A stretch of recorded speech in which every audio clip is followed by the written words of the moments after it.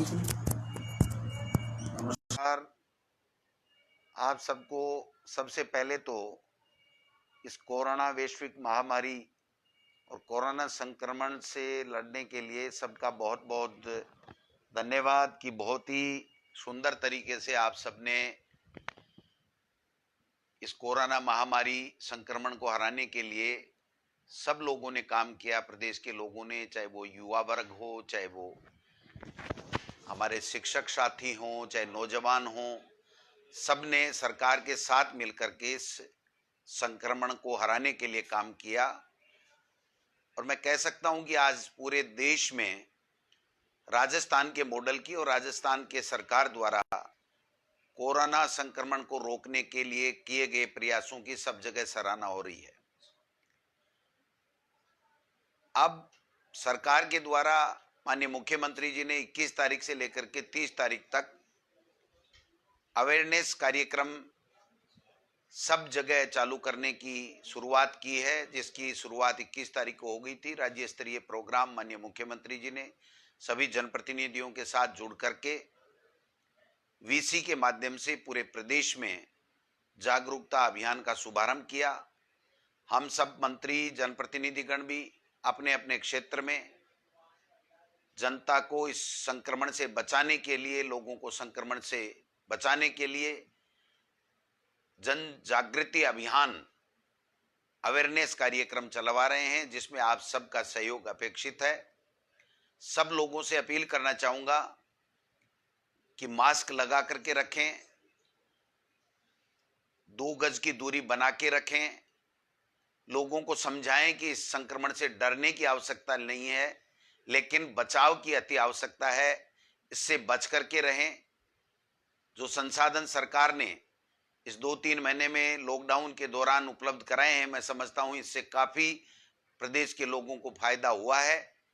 ये संक्रमण कब किस तरीके से कब तक चलेगा, कैसा रूप लेगा, ये किसी को पता नहीं है, इसलिए बचाव ही इसका उपाय है। लेकिन इस कोरोना संक्रमण के जो आपदा आई उसमें हम सब ने झेली है, लेकिन हमारे युवा बेरोजगार जो हमारी सरकार, गहलोत साहब की सरकार को बनाने में अपनी प्रमुख भूमिका निभा चुके हैं, और उन्हीं के कारण से हम सब आज सरकार में हैं। तो हमारा दायित्व बनता है कि जो हमारे नौजवान साथी जो सरकारी नौकरियों की तलाश में हैं, वो चाहते हैं कि सरकार हमें जल्दी से जल्दी नौकरियां दे। विभिन्न केडर की भर्तियां चाहे पहले के शासन में निकली, चाहे हमारे शासन में निकली, सब बेरोजगार नौजवानों की उम्मीद टिकी हुई है कि कब सरकार हमको नौकरी देगी। रोजाना सोशल मीडिया के माध्यम से, ट्विटर के माध्यम से, ज्ञापन के माध्यम से हजारों हजारों नौजवान साथी हमारी सरकार को, हमको, माननीय मुख्यमंत्री जी को ये ज्ञापन देते रहे हैं, हमें बताते हैं कि हमें नौकरी कब मिलेगी, किस प्रकार से मिलेगी। माननीय मुख्यमंत्री जी इस बेरोजगार नौजवानों की नौकरी देने की और लेने की जो बात है उसके लिए बड़े गंभीर हैं। हमसे इस 6 महीने के अंदर कम से कम 4-5 मीटिंग कर चुके हैं। सभी अधिकारियों के साथ हमारी वार्ता माननीय मुख्यमंत्री जी से हुई। वो हमसे बार बार एक ही बात कहते हैं कि राजस्थान को नौजवान जो बेरोजगार है, शिक्षित है, सरकार में नौकरी हासिल करने की पात्रता वो पूरी रखता है, उसको नौकरी जल्दी से जल्दी कैसे मिले, इस दिशा में सबको काम करना है। चूंकि शिक्षा विभाग का मुखिया होने के नाते मैंने मेरा धर्म समझा, मेरा दायित्व समझा, मेरा फर्ज समझा कि मैं वो नौजवान बेरोजगार जो विभिन्न केडर की नौकरियां लेने के लिए अपने आप को पात्र साबित कर चुके हैं या पात्र होने के लिए अपनी मेहनत कर रहे हैं, उनको, हर बच्चे को हम बता सकें कि कौन से केडर की परीक्षा में किस प्रकार के हम लोग आगे सरकार बढ़ रही है, किस प्रकार के उसमें व्यवधान है, किस स्तर के ऊपर क्या चीज है, वो सब चीज हम करने जा रहे हैं। सबसे पहले तो मैं जो नौजवान हमारे व्याख्याता भर्ती के लिए 5,000 लोगों ने जनवरी के माह में परीक्षा दी थी, उस वक्त काफी नौजवानों का यह भी था कि ये भर्ती आगे किसके परीक्षा, लेकिन 1.5 साल से ये भर्ती आगे खिसक रही थी। विद्यालयों में हमारे बच्चों को पढ़ाने के लिए व्याख्याताओं की आवश्यकता थी, और जो लोग तैयारी कर रहे थे 1.5-2 साल से, उनकी उम्मीदें थी कि हमें व्याख्याता भर्ती की परीक्षा जल्दी हो और परिणाम देकर के हमें नौकरी दी जाए।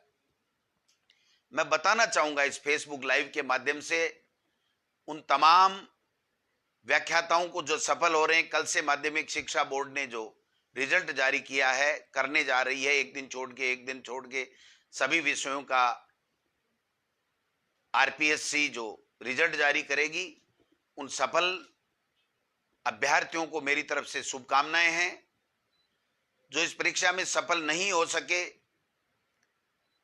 उनके लिए भी माननीय मुख्यमंत्री जी ने 3,000 पदों की शीघ्र परीक्षा कराने की सितंबर या जो भी संभव होगा, इस कोरोना के कारण से थोड़ा व्यवधान आया है लेकिन जल्दी से जल्दी हम लोग उन लोगों के लिए दोबारा व्याख्याता बनने के द्वार खोलेंगे।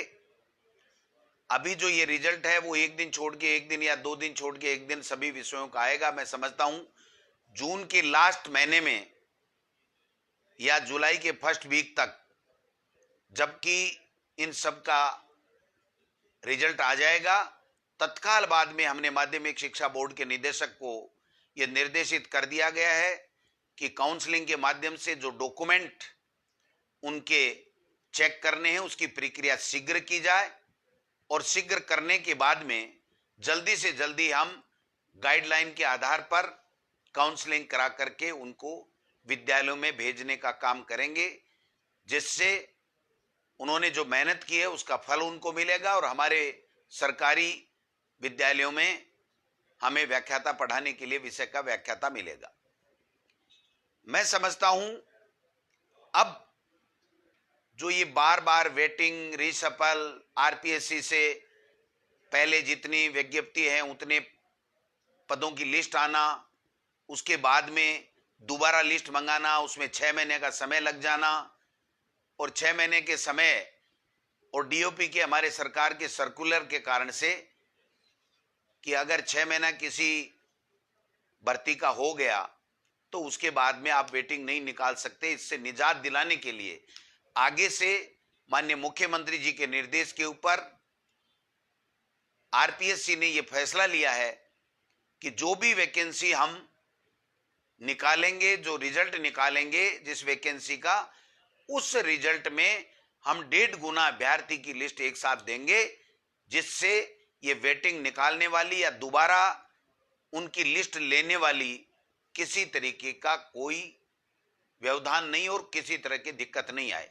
तो जो व्याख्याता की भर्ती निकल रही है, जिसका रिजल्ट अब आ रहा है, उसमें हर विषय के 1.5 गुना विद्यार्थियों, जो अभ्यर्थी सफल हुए हैं, उनकी लिस्ट आएगी। इसलिए हमें दोबारा इनसे मंगाने की जरूरत नहीं है। जो भी रिसफल या वेटिंग की लिस्ट है उसी में से उठा करके हम लोग पूरा करेंगे। दूसरा, वरिष्ठ अध्यापक 2016 का मामला, रिसफल का हाईकोर्ट के भी आदेश आ गए थे और सरकार ने यह फैसला ले लिया था कि हम सुप्रीम कोर्ट में अपील करेंगे, लेकिन मैंने निवेदन किया मेरे विभाग के अधिकारियों से और कमेटी से कि इसका पुनः परीक्षण कराया जाए, और उसका पुनः 2-4 दिन पहले परीक्षण हुआ, और मुझे बताते हुए बड़ी खुशी है कि वरिष्ठ अध्यापक 2016 का जो रीसफल का मैटर था, उसमें सरकार ने यह निर्णय कर लिया है कि हम रीसफल करेंगे, और रीसफल करने के बाद में तत्काल बाद में हम 2018 की जो वरिष्ठ अध्यापक जो भर्ती है उसके साथ साथ उन सफल अभ्यर्थियों को भी हम लोग नियुक्ति देने की प्रक्रिया करेंगे।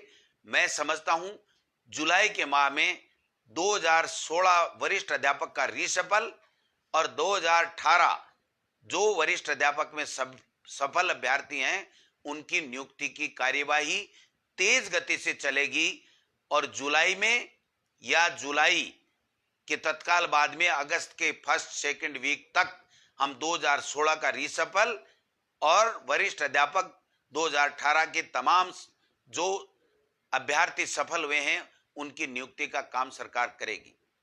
प्रधानाध्यापक माध्यमिक शिक्षा की जो भर्ती है उसमें जो डिफेंस पर्सन जो कुछ हैं या 100 कुछ की जो रह गए हैं उसका माननीय उच्च न्यायालय में प्रकरण है। सरकार ने चिट्ठी लिख दी है एजी को, डबल एजी को, और हमारे एक नोडल ऑफिसर अलग से लगा दिया है। जल्दी से जल्दी वो उस हाई कोर्ट से निकाल करके उन जो 100 समथिंग जितने भी प्रधानाध्यापक हैं, जिनमें शायद 39 हमारे भूतपूर्व सैनिक हैं, उनको भी हम जल्दी से जल्दी नौकरी देने का काम करेंगे। मैं समझता हूं शारीरिक शिक्षक ग्रेड 3rd की जो भर्ती है वो हमारी सरकार ने पूरी करीब करीब कर ली है। उसमें से जो 228 पात्र अभ्यर्थी हैं उनके जिला आवंटन की कार्यवाही हम विद इन 7 डेज 7 दिन के अंदर अंदर चालू कर देंगे और जुलाई के महीने में उनको जिला आवंटन करके काउंसलिंग करके उनकी नियुक्ति देने का काम भी करेंगे।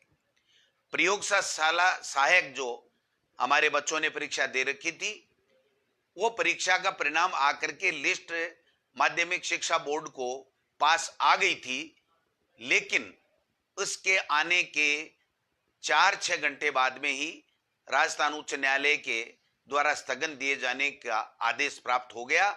इसलिए कर्मचारी चयन आयोग बोर्ड ने हमको ये कहा, सिलेक्शन बोर्ड ने, कि आप इसमें नियुक्ति नहीं दे, माननीय उच्च न्यायालय का इसमें स्थगन आदेश है।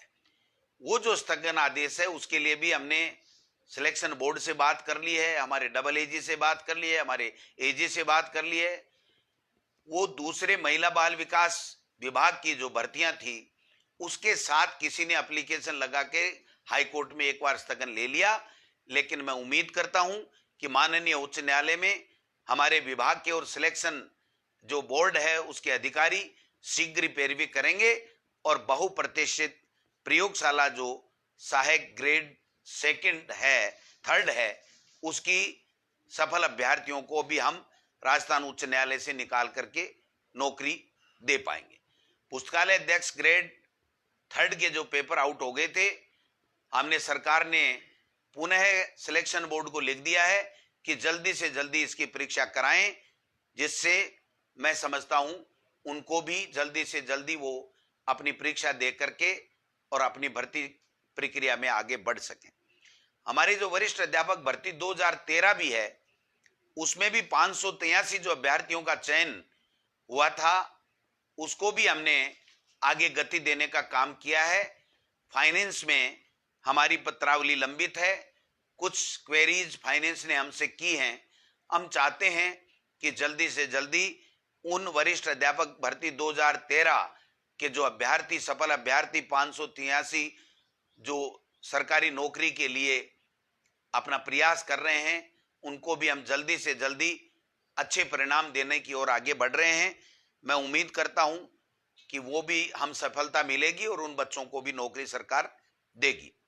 शिक्षक भर्ती जो L2 2016 है उसके लिए चूंकि जो कमेटी बनी होती है अपील करने की और अपील नहीं करने की, उस कमेटी ने अपील करने का निर्णय सुप्रीम कोर्ट में कर लिया है, जिसमें मंत्री का कोई रोल नहीं होता, मुख्यमंत्री का कोई रोल नहीं होता है।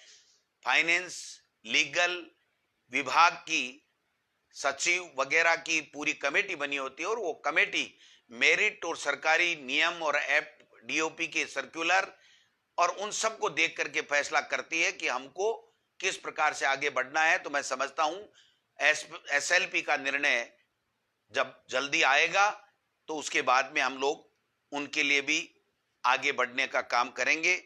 जो विशेष शिक्षक भर्ती 2018 है 534 के लगभग हैं। इसमें सरकार ने जो विशेष शिक्षकों के लिए डीओपी में पत्रावली भेजी है कि हमें स्थिरता दी जाए, जिससे उनको भी हम जल्दी से जल्दी नौकरी दे सकें। तो 2016 और 18 L1 और L2 की जो भर्तियां थी उसके बारे में भी वेटिंग लिस्ट दूसरी निकालने की कई तरह की मांग जो चल रही हैं, वो तमाम मामले राजस्थान उच्च न्यायालय में या सुप्रीम कोर्ट में एसएलपी में चल रहे हैं। मैं समझता हूं एक मंत्रिमंडलीय उपसमिति भी इसमें बनाई गई है, वो भी अपना काम कर रही है। एक जो टीएसपी के बच्चों के लिए जो है, उसमें भी थर्ड ग्रेड के लिए एक अधिकारी समिति 4 अधिकारियों की आईएएस अफसरों की बनाई गई है। वो समिति भी शायद 26 तारीख को अपनी अंतिम बैठक कर रही है, तो मैं समझता हूं जल्दी उसमें भी हम लोग काम करने का काम करेंगे। अब मैं जो बच्चे रीट की एग्जाम देना चाहते हैं, 31,000 की भर्ती की जो हमारी सरकार ने, माननीय मुख्यमंत्री जी ने घोषणा कर रखी है, उसमें तकरीबन काम हमने मीटिंग करके पूरा कर लिया है। ये मीटिंग की आवश्यकता मित्रों इसलिए पड़ी कि जो पहले रीट टेट हमारी सरकार कांग्रेस के शासन में हुआ करती थी, उसमें 2 एग्जामें होती थी, किसी तरह की ज्यादा कोई दिक्कत नहीं होती थी। लेकिन भारतीय जनता पार्टी की सरकार आने के बाद में रीट उनकी घोषणा के मुताबिक कर दिया गया, और रीट के कारण से 30% उनके एकेडमिक जो उनकी योग्यता है, उसके जो मार्क्स हैं, उसके आधार पर दिए गए, जिससे बाहर के प्रदेश के काफी बच्चे, जिसमें कई तरह के ऐसे प्रकरण भी आए कि फर्जी डिग्री लेकर के उसमें मार्क्स ज्यादा दिखा करके और आगे थे, जिसके कारण से हमारे राजस्थान के बच्चे वंचित हो रहे थे।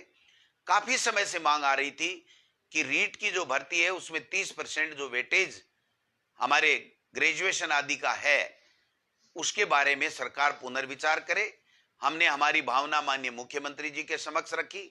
हमारे अधिकारी लेवल पर हमारी बैठकें हुई हैं, और बैठकें होकर के उसमें कई बिंदु, कुछ वर्गों को रीट में पात्रता में स्थिलन देने का बिंदु था, कॉमर्स के विद्यार्थियों को सम्मिलित करने की बात थी, वेटेज को कम करना, खत्म करना या वैसे का वैसे रखना, ये जो बिंदु थे, इन सब बिंदुओं के ऊपर विस्तार से चर्चा हुई है।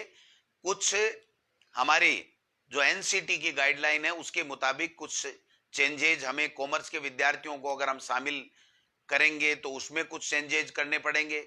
अगर हम वेटेज को वाले मुद्दे को दूसरे तरीके से अगर हम करना चाहेंगे तो भी हमें पंचायती राज एक्ट में रूल्स में जो संशोधन करना पड़ेगा। उसके लिए ऊपरी स्तर पे, उच्च स्तर के ऊपर काफी विचार विमर्श हुआ है।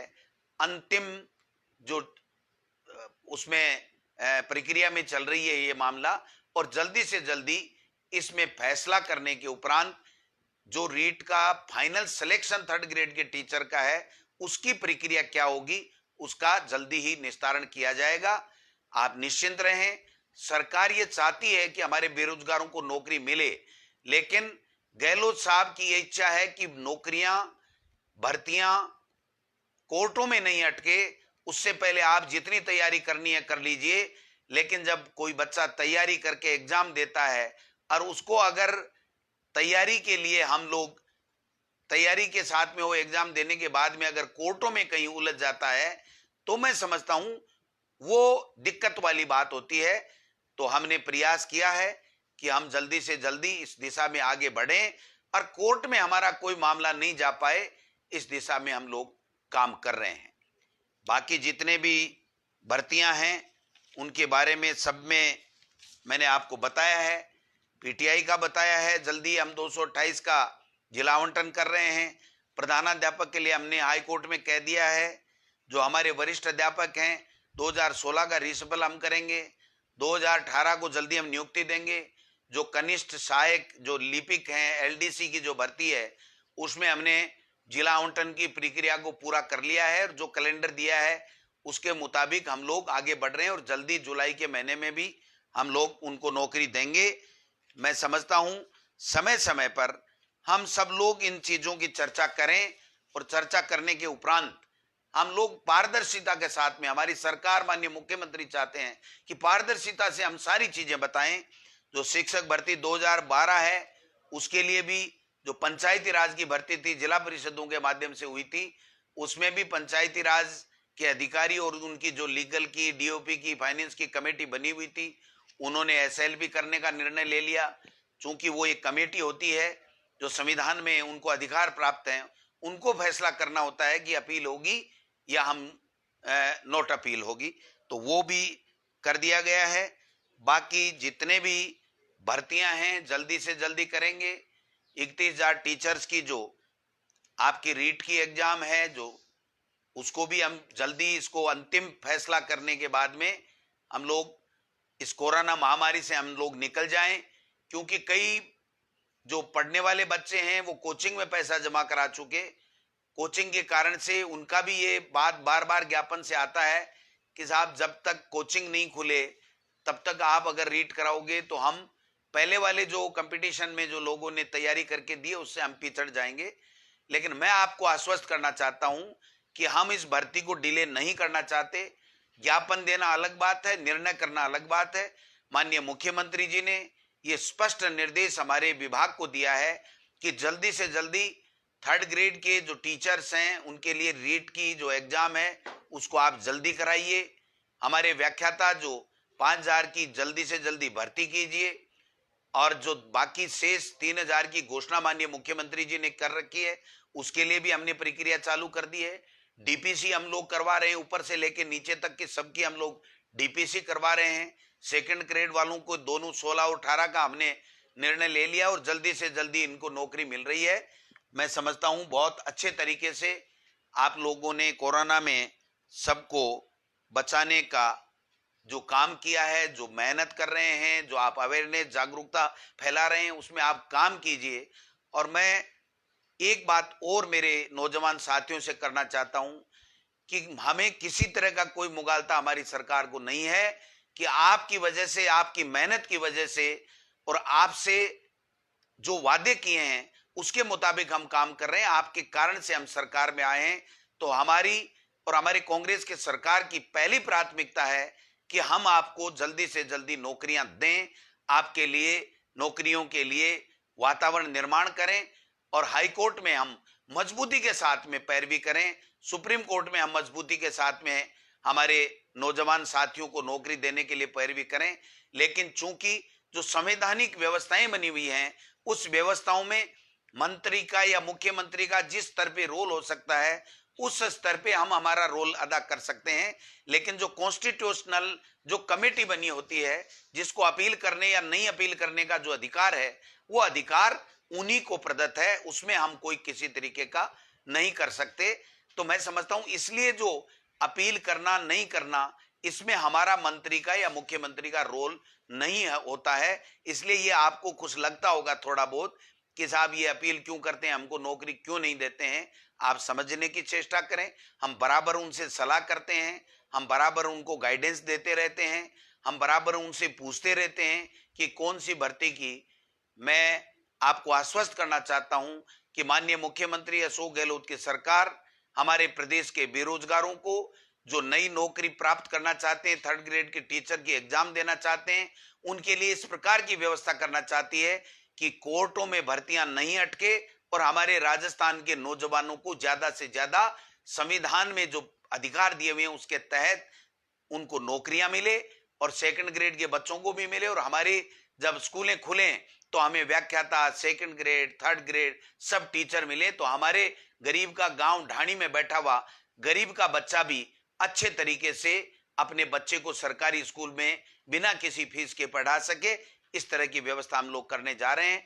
आपने जो कोरोना में काम किया है उसके लिए बहुत अच्छी बात है। जो एलडीसी भर्ती है 2018 इसके लिए भी हमने डीओ को जो फार्म है वो जिले वाइज हम जल्दी आज या कल में ही भेज देंगे और जल्दी जो टाइम शेड्यूल दिया गया है उसके मुताबिक हम लोग आगे बढ़ेंगे। तो आप सबको बहुत बहुत नमस्कार। धैर्य बनाए रखें। सरकार आपके द्वारा बनाई हुई है, आपकी सरकार है, आपके कल्याण के लिए, आपकी वैभूति के लिए, आपके विकास के लिए, आपकी प्रगति के लिए कार्य कर रही है।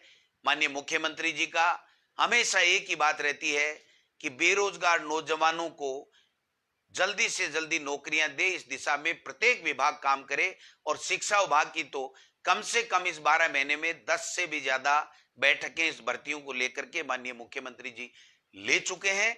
इसलिए मैं आश्वस्त करना चाहता हूं कि आप निश्चिंत रहें, आपके लिए हमारा विभाग, मैं, हमारी सरकार, हमारे मुखिया माननीय मुख्यमंत्री जी पूरी तरीके से चिंतन कर रहे हैं और निश्चित रूप से जल्दी हम लोग इन भर्तियों को लेकर के आगे बढ़ेंगे। मैं समझता हूं आप सबने मेरी भावनाओं को समझा होगा। आपकी जो भावनाएं हम रोजाना समझते हैं, ट्विटर के माध्यम से हमें कड़वे वचन पढ़ने को भी मिलते हैं, लेकिन ये आपका अधिकार है, ये आपका हक है। आपने हमको बनाया है, आपने हमारी सरकार बनाई है, और मैं तो कम से कम आपको ये कहना चाहता हूं कि मैंने 5 साल आपके मुद्दे उठाए हैं। जब बीजेपी की सरकार थी तो प्रत्येक मुद्दे से मैं वाकिफ हूं, आपके दर्द को मैं जानता हूं, लेकिन मेरी अपनी सीमाएं हैं कि मंत्री का जहां जिस रूप में रोल होता है, मुख्यमंत्री का जिस रूप में रोल होता है, उसमें हमेशा एक ही बात रहती है कि हम हमारे नौजवान बेरोजगारों को जल्दी से जल्दी कैसे नौकरियां दें। इसलिए आप आश्वस्त रहें, रीट भी जल्दी होगी, सेकंड ग्रेड का रिसिपल भी जल्दी होगा, सेकंड ग्रेड की ज्वाइनिंग भी जल्दी होगी और व्याख्याता की ज्वाइनिंग भी जल्दी होगी। जो ही आरपीएससी से हमारे को लिस्ट मिल जाएगी, डॉक्यूमेंट चेक करने के बाद में हम लोग देंगे, और एलडीसी की भर्ती हम जल्दी से जल्दी करने ही जा रहे हैं। तो ये जो खुशखबरी आपको मैं सुना रहा हूं, मैं समझता हूं आप जल्द इस भावनाओं को, सरकार की भावनाओं को समझेंगे और सरकार का सहयोग इस कोरोना संक्रमण को रोकने के लिए, लोगों को बचाने के लिए कि संक्रमित नहीं हो, इसमें लगाएं। निश्चित रूप से जय हिंद, जय भारत।